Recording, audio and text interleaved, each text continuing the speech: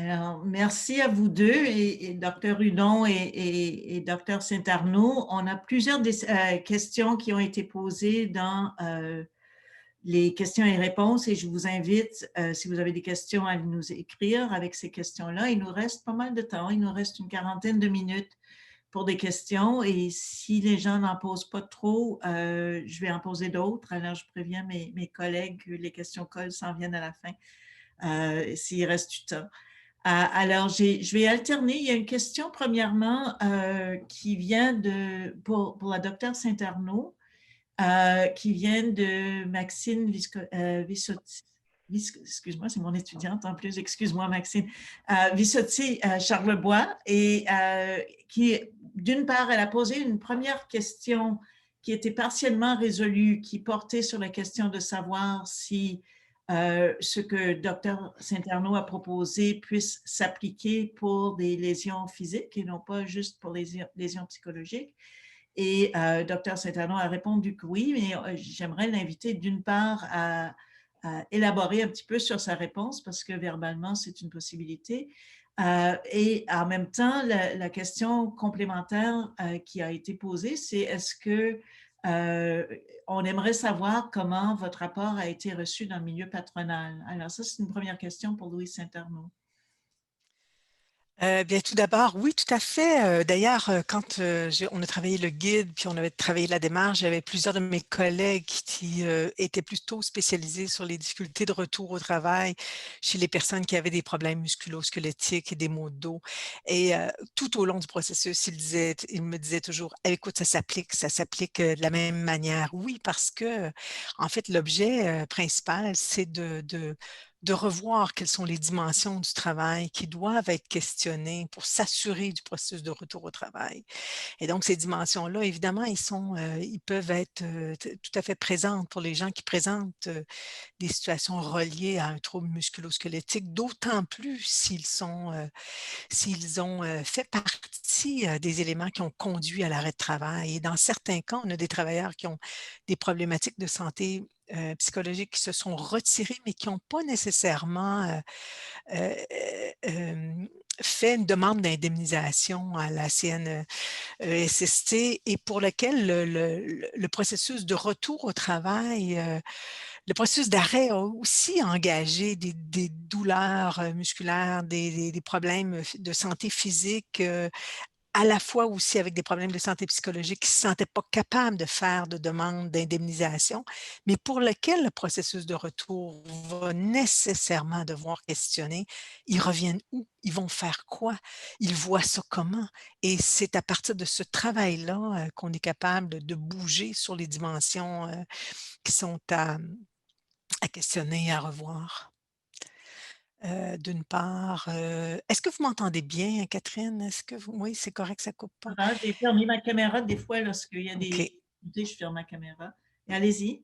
Et puis l'autre, à savoir comment c'est reçu par les organisations. En fait, bon, différentes organisations l'ont implanté, beaucoup l'ont utilisé, beaucoup en parlent.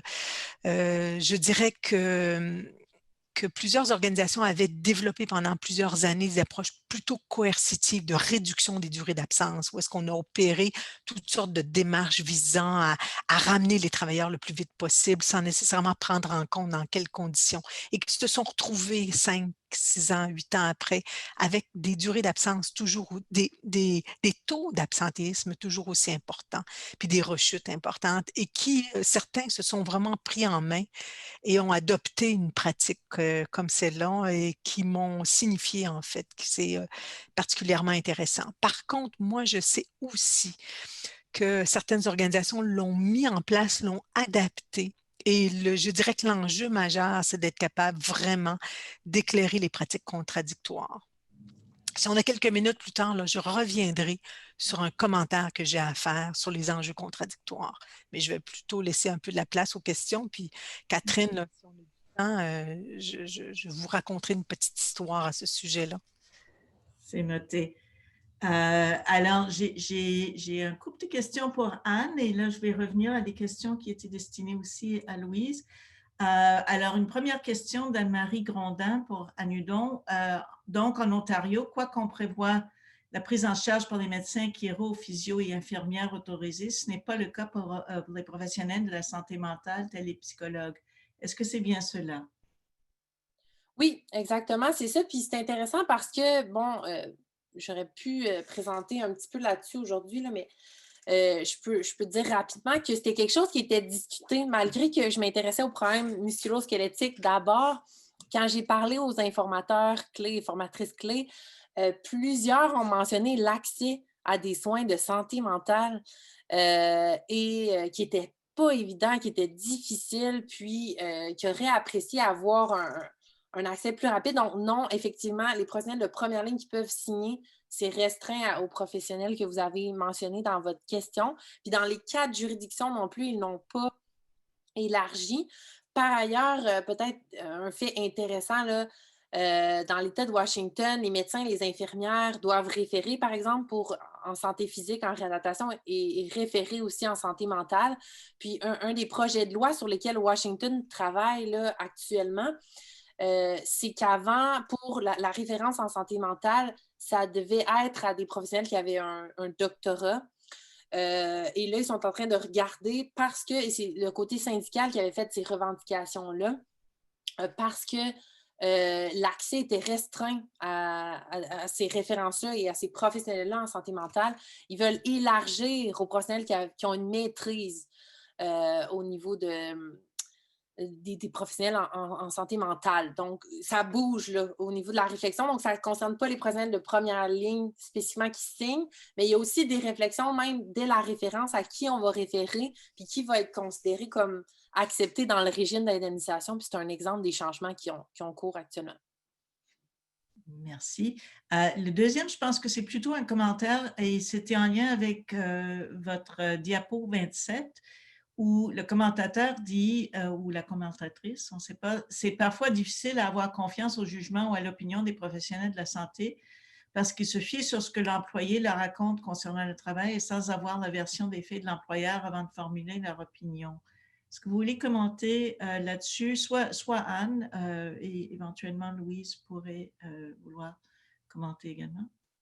Oui, bien, je peux y aller, puis Louise, vous irez ensuite, ça me fait plaisir. Dans le fond, ce que je peux dire au niveau de la recherche, c'est effectivement que ça, c'est un des points qui ressortait, là, dépendamment de quel acteur, quel informateur clé avec lequel je discutais. Puis il y a certains processus, donc encore une fois, quand je parle des tensions, je peux vous donner tu sais, c'est important que le professionnel comprenne effectivement le contexte de retour au travail. Puis, un exemple, par exemple, à Washington, dans les politiques ou les pratiques qu'ils avaient mis en place, ils voulaient qu'il y ait un formulaire de communication qui permette de parler des activités du travail, puis les capacités du travailleur, donc un peu d'encadrer cette compréhension-là du professionnel de la santé. Est-ce que c'est bon? Est-ce que c'est mauvais? Je n'ai pas l'expertise pour en juger, mais je pense que c'est bien de réfléchir à comment on peut, pour éviter de juste rejeter, parce que je pense que ce qui serait dommage, c'est de rejeter d'emblée l'opinion des professionnels parce qu'on se dit qu'ils ne connaissent pas la condition du travailleur. Bien, c'est de voir, OK, ça, c'est une tension. On trouve que peut-être dans certains cas, cette opinion-là n'est peut-être pas assez informée du milieu de travail, mais à quoi on peut réfléchir, autant au niveau des politiques ou des pratiques, pour s'assurer que cette information-là soit davantage informée par ce qui se passe au travail, puis qu'on ait une compréhension globale. Je ne sais pas si ça répond à la question, mais ce serait ça ma réflexion sur la question. Je peux peut-être laisser aller Louise. Oui, j'ajouterais aussi que ça a été une question qu'on s'est posée, le fait de rencontrer les travailleurs. Il y a un intervenant qui rencontre le travailleur, qui va justement bon, parler de son travail. Donc, le travailleur c'est lui qui raconte comment il voit les choses, ce qu'il vit et les préoccupations qu'il a. Et on ne rencontrait pas le supérieur immédiat pour avoir aussi sa version des choses. En fait, on a discuté beaucoup de ces points-là. Et le principe, c'est de partir de la vision qu'a le travailleur, de l'interprétation qu'il se fait de cette réalité-là et de partir de ça pour s'appuyer dans quelles sont les visions, quels sont les éléments de soutien et de changement et d'amélioration qu'on peut faire à partir du vécu et de la vision qu'a le travailleur de ce qu'il vit. Et Et c'est vraiment quand on pense aux facteurs de risque, à la santé mentale, qui est la reconnaissance. Le mot reconnaissance, n'oubliez pas que c'est reconnaître, connaître ce qui est vécu dans le travail, reconnaissance, soutien et puis autonomie décisionnelle. On est là-dedans quand on prend le temps de partir du point de vue du travailleur et de faire avec ça.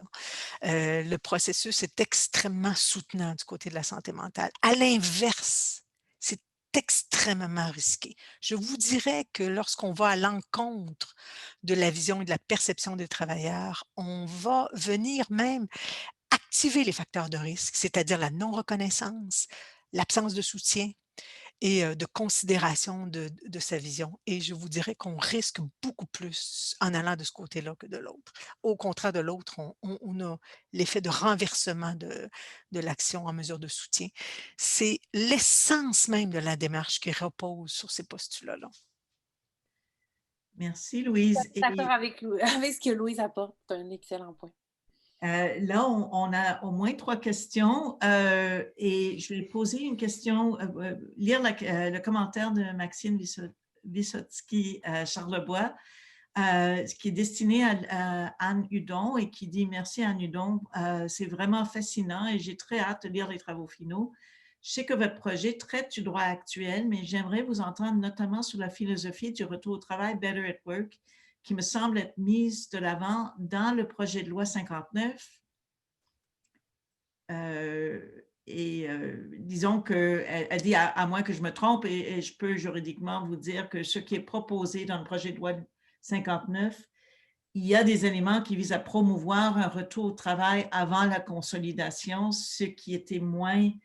avant, c'était juste l'assignation temporaire qui était prévue dans la loi et dans le projet de loi, et Anne n'était pas là pour commenter le projet comme tel, mais la question, c'est que si on va dans le droit québécois qui est proposé vers une promotion de retour au travail précoce, est-ce que vous pouvez commenter cette question-là pour savoir, à la lumière de vos recherches, si ça va dans la bonne direction, si tu compares par exemple à Ontario où c'est déjà le cas? Ben, je pense que je veux dire aussi que je suis ni une spécialiste du projet de loi, ni une spécialiste de la philosophie. Je n'ai pas lu tout ce qui se fait sur cette philosophie-là. Ce que je vous rapporte, c'est vraiment des entrevues que j'ai réalisées avec les participants, là, juste pour clarifier. Puis je pourrais vous dire que ce qui a été soulevé, c'est qu'il y a des dangers inhérents à ça. Puis je pense que c'est quand c'est pas explicité, ce que les participants nous disaient, c'est que parfois, c'était vu comme un contexte, une idéologie peut-être, ou une philosophie qui était perçue de façon idéale. Donc, dans un contexte idéal, on voudrait favoriser un retour rapide, puis on voudrait que ça se passe bien et tout. Mais la complexité du retour fait que plusieurs participants étaient critiques. Et je pense qu'il est important, c'est effectivement d'adopter une posture critique par rapport à cette philosophie-là, vu la complexité qui entourant là, les lésions professionnelles, puis ce que les gens vivent. Donc, je pense que, je ne sais pas si je réponds bien à la question, mais je pense qu'il faut mettre sur la table justement que est-ce que ça, c'est une valeur ou une philosophie, par exemple, dans le projet de loi, de façon explicite qu'on a, puis si oui, quels sont les dangers de cette approche-là, puis il y en a, puis ont été rapportés là, par les professionnels à qui j'ai parlé. Je ne sais pas, Merci. peut-être Louise a quelque chose à dire là-dessus parce que ça concerne aussi. Ben, sur la question des retours, je dirais en fait que c'est toute la question qui a été discutée autour de la consolidation de la lésion, mais on était prêt pour revoir aussi cette question-là dans le sens que au-delà de cette notion de consolidation-là, est-ce que la personne est prête à revenir ou pas? Dans la mesure où on va aussi voir dans quelle mesure une partie du problème, c'est pas juste une consolidation de la lésion, c'est une consolidation de la situation de travail. Et on est porté à traiter ça de façon très indépendante, à savoir d'un côté, la personne est-elle en santé ou suffisamment capable de fonctionner sans prendre en compte. Ce qui est précoce, c'est un retour dans une situation où est-ce qu'on n'a pas été capable de transformer ce qui posait problème. Et oui, ça, dans ce sens-là, c'est précoce. Mais on a porté uniquement notre action, regard sur le biomédical, à savoir est-ce qu'elle est... et souvent, c'est des évaluations qui sont faites par des praticiens de la santé pour voir est-ce que la personne est prête ou pas à revenir au travail. Mais être prêt à revenir, c'est est-ce que le milieu est prêt pour accueillir cette personne-là? Et je pense que tant qu'on n'aura pas réfléchi comme ça, la question du retour précoce là, va mal être traitée.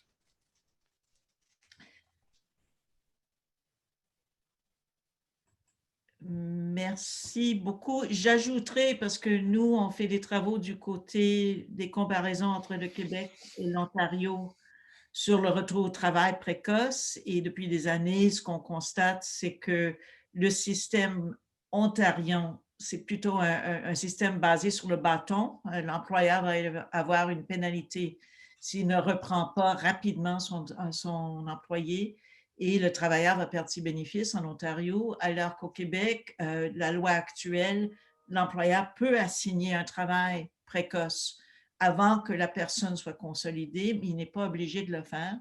Avec le projet de loi, ce qu'on semble avoir, c'est des propositions qui sont plus axées sur le bâton, dans le sens qu'on veut vraiment pousser l'employeur pour reprendre le travailleur, que ce soit avant ou pré-consolidation, et il y a des conséquences économiques si on ne le reprend pas. Ce qui fait en sorte qu'on commence à ressembler un peu plus à l'Ontario dans la proposition législative actuelle. Et bon, les bâtons, il y a du pour et du contre par rapport à l'utilisation des bâtons pour changer le comportement des employeurs et des travailleurs. Et c'est ça qu'il faudra surveiller. Il y a maintenant une autre question sur le projet de loi 59 pour Anne en particulier. Et je vais le lire et sentez-vous à l'aise. Je ne sais pas si vous êtes en mesure de répondre. Ça vient de Serge Beaulieu, qui est à la FTQ et qui nous dit, question pour Mme Hudon, au Québec, nous sommes à évaluer le projet de loi 59 qui propose une réforme de la LATMP. On constate une volonté de réduire les coûts de la réadaptation. On veut même éliminer la réadaptation physique pour produire un règlement qui va prévoir ce qui est remboursable par la SNEST et de réduire la portée et la prépondérance de l'avis du médecin traitant sous certaines conditions. Avez-vous une opinion sur cette question? Il me semble que cela va à l'encontre de vos résultats préliminaires. Bon, alors c'est une question vraiment importante et intéressante. Je peux vous dire que les gens à qui j'ai parlé au Québec, c'est sûr que s'inquiètent de façon importante du côté des travailleurs. Là, quand je parle des participants qui étaient représentants des travailleurs ou même des professionnels de la santé, s'inquiètent de réduire cette portée-là de la prépondérance de la vie du médecin traitant, vu un peu ce dont j'ai discuté. Quand il y a plusieurs professionnels qui sont impliqués, est-ce qu'on dilue un peu l'opinion ou la valeur de l'opinion professionnelle? Puis est-ce qu'au niveau, par exemple, de contestation future, quand ça se rend au tribunal, il peut avoir un impact? Il y a des gens en Ontario qui disaient que, comme je vous expliquais, ce n'était pas uniquement des gens au Québec, mais il y avait un exemple concret en Ontario d'un participant qui disait ben ça va nuire aux travailleurs, là, que ça peut nuire que ça soit un physiothérapeute ou un chiro, par exemple, qui signe ou qui a été le professionnel traitant d'emblée. Donc, ça, c'est des éléments que les gens m'ont rapportés. Puis, je peux dire,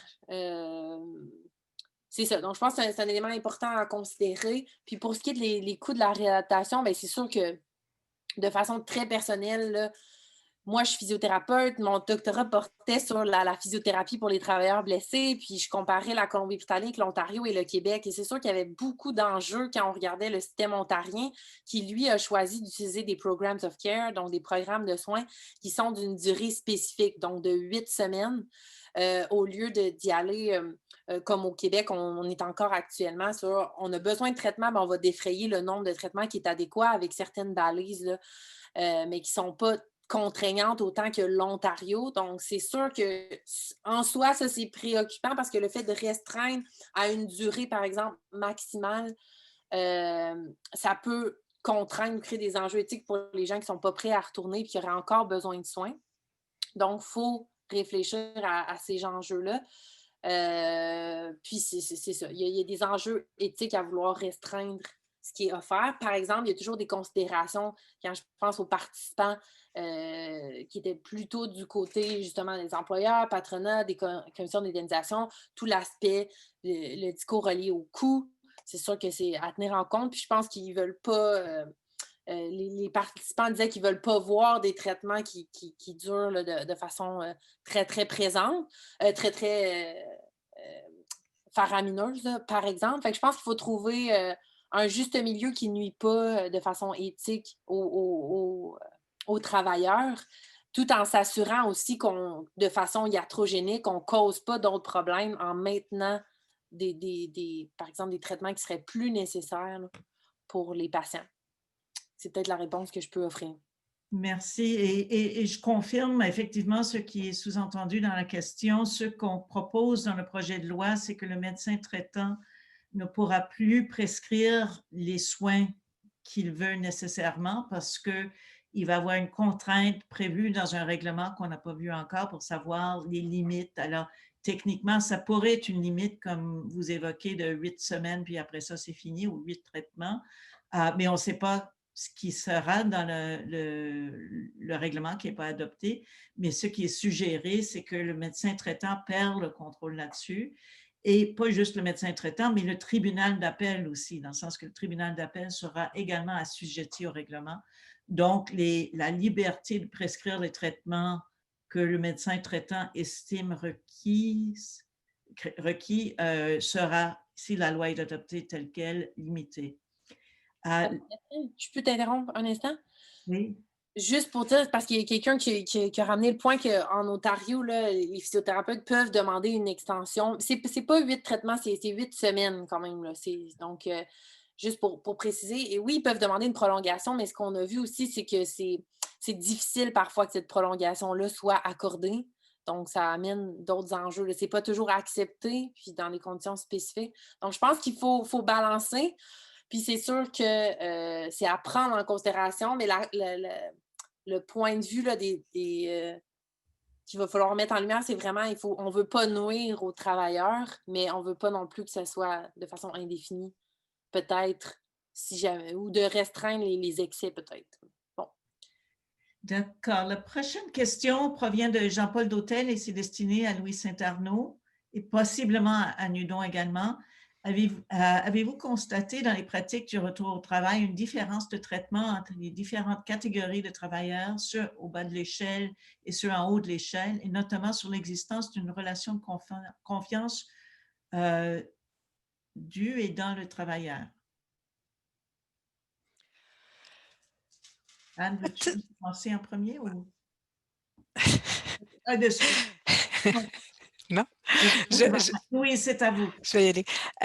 En fait, non, pas autour de la question de la relation de confiance du ou dans le travailleur nécessairement. Par contre, évidemment, il y a tout un processus autour des conditions qui vont entourer l'arrêt maladie, l'ensemble des conditions lorsqu'on est souvent pour des travailleurs qui sont plus en situation très précaire au bas de l'échelle.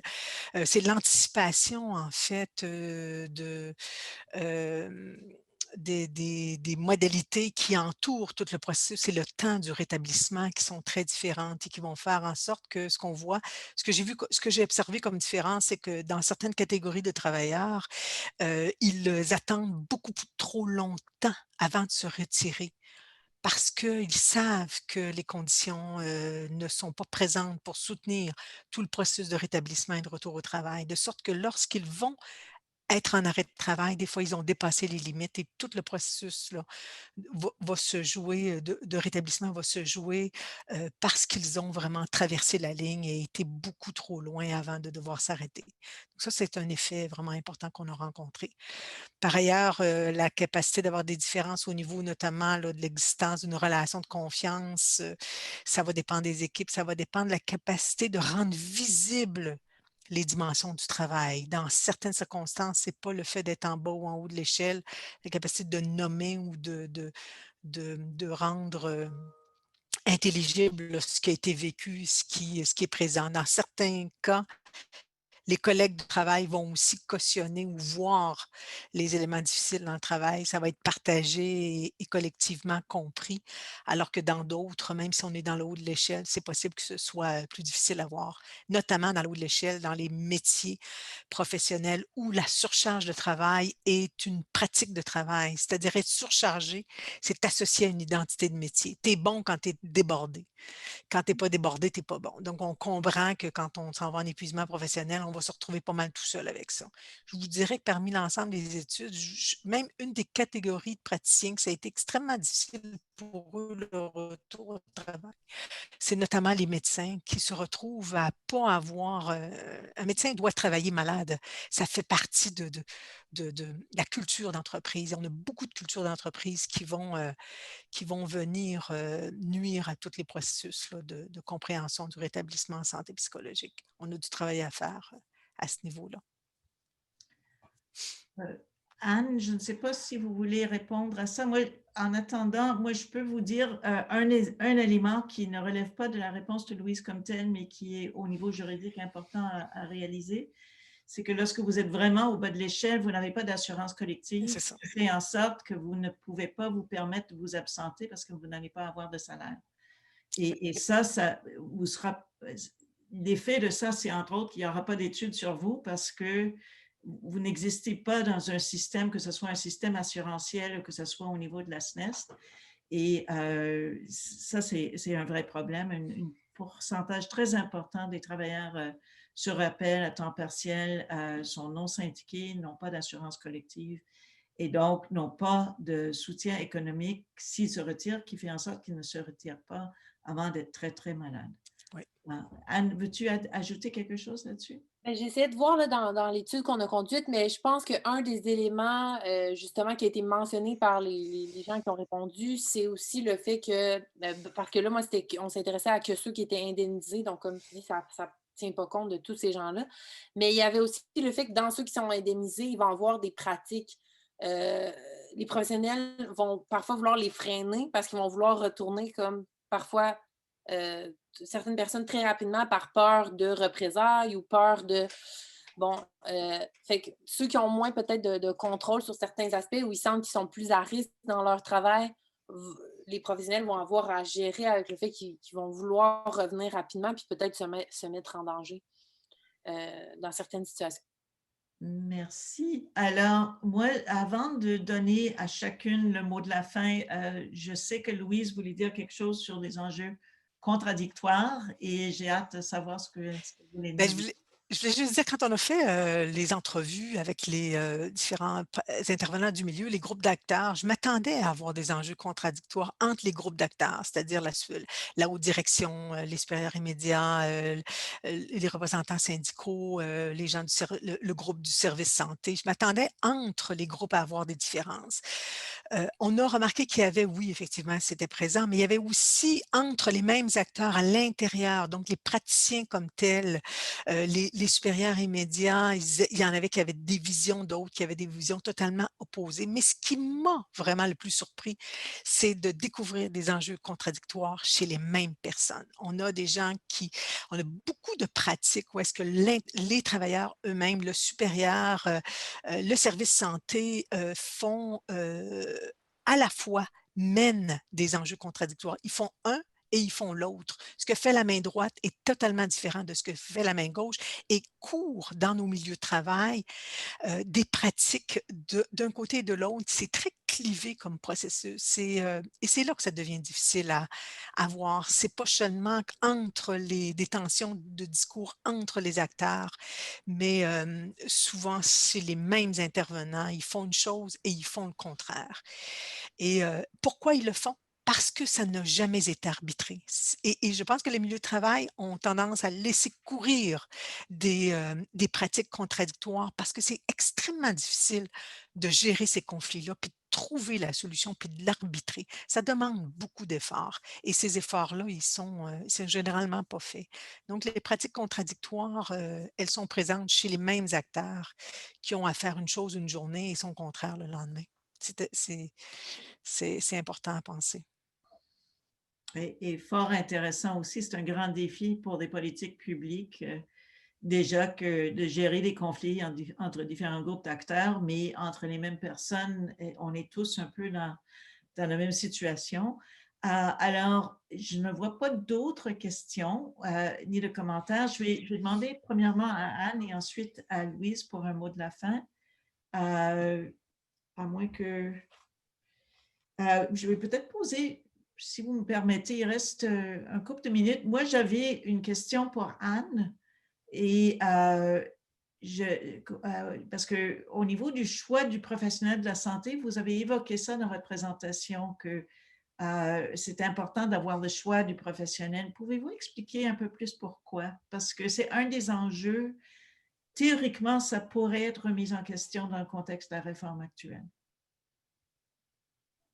Oui, ben, ça a été explicité de différentes façons. Donc, dans la première partie, dans le projet 1, au niveau quand on a regardé la littérature, il y avait, à Washington, il y avait fait un test où ce qui était très populaire et qui est encore populaire et qu'on voit peut-être dans cette réforme-là, c'est l'idée du managed care où on veut prévoir un peu ce qui se passe puis donner des moments précis d'intervention.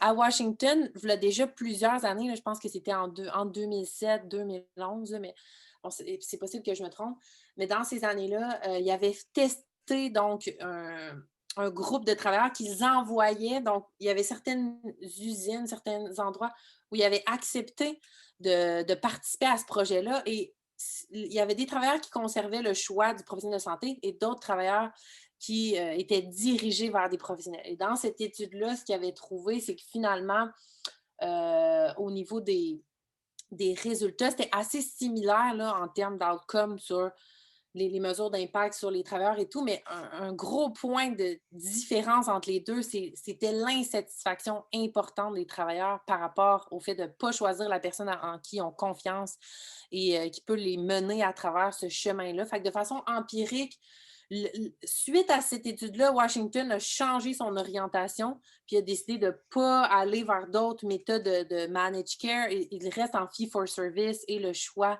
excusez les anglicismes, je ne sais pas comment traduire rapidement, mais ils ont préservé le choix comme un truc vraiment très important dans leur politique d'indemnisation, le choix des travailleurs. Et ils ne dirigent pas le nombre de soins et la quantité de soins, malgré qu'ils aient des très bons résultats, je pense, au niveau des coûts là, économiques. Bon, fait que ça, c'est un point empirique. Puis au niveau peut-être des acteurs, je dirais que les gens à qui j'ai parlé, c'est sûr que le fait d'avoir le choix, c'est d'avoir une compréhension justement plus large que la lésion, mais d'avoir une compréhension psychosociale des facteurs associés, d'avoir une vision, que la personne puisse créer cette confiance-là rapidement avec un professionnel ou une professionnelle qui lui convient, en qui elle a confiance. Puis c'est au niveau interpersonnel, mais ensuite sur la trajectoire de soins, plusieurs personnes semblaient dire que ça avait un impact important. Puis ce qui a été amené peut-être comme point pour ajouter à cet élément-là, c'est que dans le choix du professionnel qui était pour la plupart des gens, puis je dirais, là, ça, il n'y avait pas trop d'éléments contradictoires, là, de tension entre les acteurs. Je pense que tout le monde s'entendait quand même sur l'importance du choix pour les travailleurs. Par ailleurs, ce qui a été demandé peut-être, c'est qu'à l'intérieur de ce choix-là, de respecter ce choix-là, mais peut-être que si le professionnel ne se sent pas assez outillé au niveau de la santé mentale, au niveau de la santé au travail, quoi que ce soit, qu'on ait des ressources qui ne viennent pas de la commission d'indemnisation, mais des ressources qui supportent le professionnel à aider son travailleur pour qu'on puisse conserver cette relation-là, mais que si jamais il y a des difficultés rencontrées par le professionnel, bien, qu'il y ait des appuis à différents niveaux sur lesquels il peut s'appuyer pour poursuivre le travail. Je ne sais pas si c'est clair, mais... Oui, ben, ça répond à la question. Alors, et je dirais juste au niveau légal que le choix du médecin traitant existe dans notre loi au moins depuis 1931 et de mémoire, je pense que c'est depuis 1928. C'est un droit qui existe depuis très, très, très longtemps et avec le projet, c'est un peu plus ambigu. Je pense, je vais juste vérifier qu'il n'y a pas d'autres questions et je vais passer parce que j'ai une main. Un instant, moi, je suis tellement pas... Disons que si vous avez des questions, n'hésitez pas à les poser dans les questions et réponses parce que moi, une main levée, je ne sais pas quoi faire avec ça. Et en attendant de démêler mon incompétence Zoom, je vais passer la parole à Louise pour un mot de la fin du côté de sa présentation et de ses prochains projets et dans un contexte COVID, évidemment, aussi. Ben, je pense qu'on a vraiment à réfléchir de façon importante à la question du retour au travail à la suite d'un problème de santé mentale plus largement pour avoir des milieux de travail qui vont assurer, s'intéresser à la question de la santé mentale au travail. C'est vraiment s'intéresser à, pour les années à venir, ça va être encore d'autant plus important que la capacité de maintien en emploi va être déterminante de la capacité qu'on aura de mettre en place différentes mesures qui vont assurer notre capacité fonctionnelle au travail, la capacité qu'on a d'échanger, de parler de notre travail, d'être soutenu, d'être reconnu et d'avoir des marges de manœuvre pour pouvoir faire les choses de la manière dont on pense qu'ils sont les meilleures.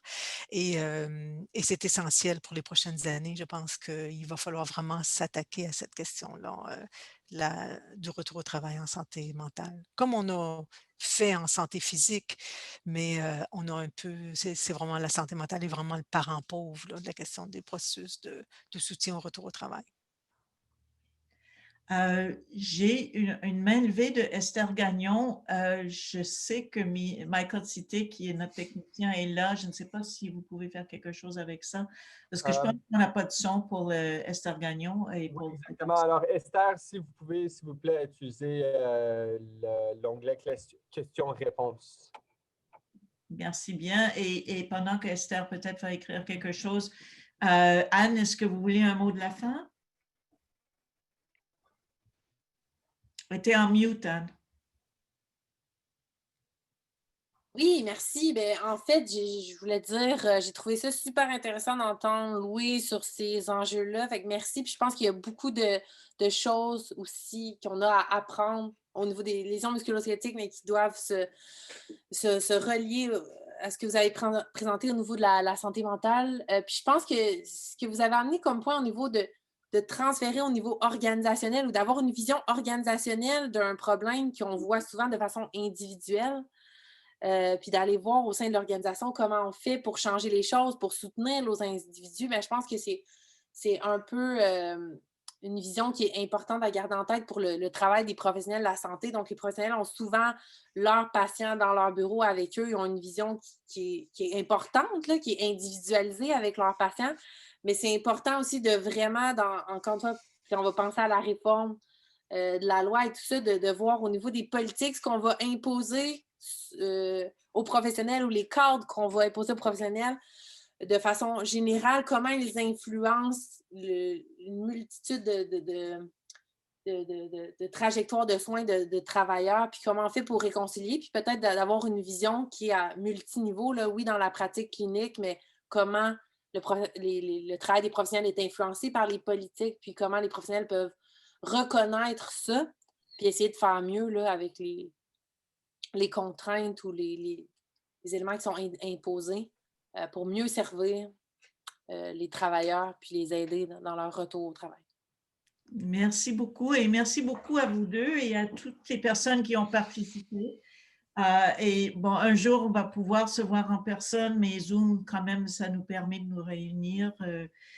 Compte tenu du contexte québécois avec la réforme qui est en cours, je pense que les deux présentations nous montrent jusqu'à quel point l'importance d'agir avec soin dans nos politiques publiques est un enjeu pour la société et pour la santé collective des travailleurs, mais aussi des entreprises et de la gestion des entreprises. Si on peut avoir des outils qui permettent de gérer d'une manière plus saine, je pense que tout le monde va se porter mieux. On continue notre série de webinaires. Le prochain va être, on n'a pas encore de date fixée et ça va être en anglais, mais on va, si vous êtes inscrite aujourd'hui ou inscrit aujourd'hui, on va pouvoir vous contacter pour vous donner les informations. Et n'hésitez pas à nous relancer si vous, de votre côté, vous avez des idées, des questions ou des intérêts pour participer à des études au sein de, avec une ou l'autre des différentes personnes. Et là, je suis en train de lire les commentaires en même temps. Alors, merci à tous et à toutes pour vos commentaires et n'hésitez pas à nous relancer si vous avez des idées de projet ou des idées pour partager votre savoir parce qu'il y a beaucoup de gens des minutes pratiques qui sont avec nous aujourd'hui. Alors, et surtout, merci aux conférencières et merci d'avoir pris votre temps pour préparer ceci, partager vos recherches et merci aux participants d'être participants. Alors, bonne journée à tous et tempête de neige un peu partout, je pense. Alors, on va faire attention dans nos déplacements autorisés pour les fins de travail. C'est le temps de retourner ou d'aller à nos endroits particuliers. Je sais que Louise doit prendre la route et moi aussi. Alors, Merci Catherine. Merci tout le monde pour vos questions et d'avoir été présent en virtuel. C'est vraiment très bien. Merci. Merci Anne. Merci beaucoup, c'est super. merci, au revoir.